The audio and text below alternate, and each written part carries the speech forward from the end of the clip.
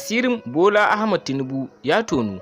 Assalamu alaikum mai sauraro, domin jin cikakken wannan rahoto muna so ka biyo mu har ƙarshen wannan bidiyo. Assalamu alaikum, barkanmu da warhaka, barkanmu da sake saduwa da ku a cikin wannan sabon bidiyo ko kuma mu ce muku wannan sabon rahoto.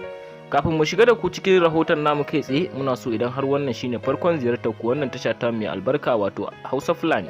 Kar ka manta ka danna mana subscribe kana ka taba mana alamar ƙaurar sanarwa ta yadda zamu ringa sanar da kai shirye-shiryen mu da zarar mun daura, sannan kai mana like kana kai mana comment domin jin ra'ayin bakin ka. To a halin da ake ciki dai yanzu kowa ya riga da ya san wane ne shugaban ƙasar Najeriya a halin yanzu wanda ya lashe zaɓe na shekara 2023 wato Bola Ahmad Tinubu. Shine ya kayar da Kwankwaso kuma ya kayar da Atiku Abubakar sannan ya kayar da Peter Obi. Wannan shugaba namu na yanzu wanda aka fi sani da Bola Ahmad Tinubu da bakinsa ya fito social media yana faɗa yana cewa shi fa kuɗinsa ne yasa ya ci wannan zaɓe ba wai al'umma ba ce, domin shi ƙuri'unsa siyaye ba wai al'umma ne suka dangwala mai ba, saboda kar da ya kumanta a garin Kano an yi zaɓe kuma sannan duk wanda ya zaɓe in dai ya zaɓi ƙungiyar wannan shugaba na yanzu wato Bola Ahmad Tinubu sai an bai katan ɗin taliya guda biyu. Shine dalilin da yasa ya fito fili ya faɗa, don haka sai abin da 'yan Najeriya suka gani. Inna lillahi wa inna ilaihi raji'un. Allah ya sa dai ya mana abin alkhairi.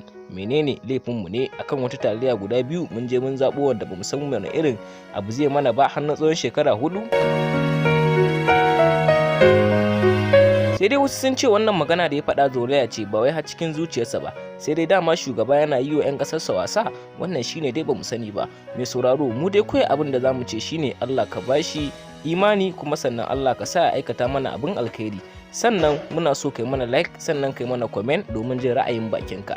Shi dai wannan shugaba na yanzu Allah ka sa shi shine wanda zai gyara Najeriya ba wai ya ƙara taɓarɓarar da Najeriya ba kamar da yadda kuka sani. Kuma dama a can baya ya faɗa cewa da bakinsa gaskiya a yanda muke siyan litan mai 360 ta yi mugun arha, dan da a ce shine shugaban ƙasa sai ya maida ta naira 500 ko kuma 600.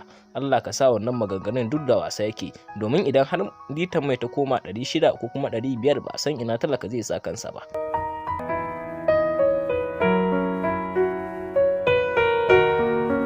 Sai dai a jita-jitan da ake faɗa na wannan shugaba na yanzu wato Bola Ahmad Tinubu kan cewa wajen lissafa mai ƙuri'unsa duk ƙuri'a ɗaya ana ninka ta ne sau 3 saboda ya lashe wannan zaɓe. To gashi nan dai Allah ya yi, shine dai shugaban ƙasarmu na yanzu.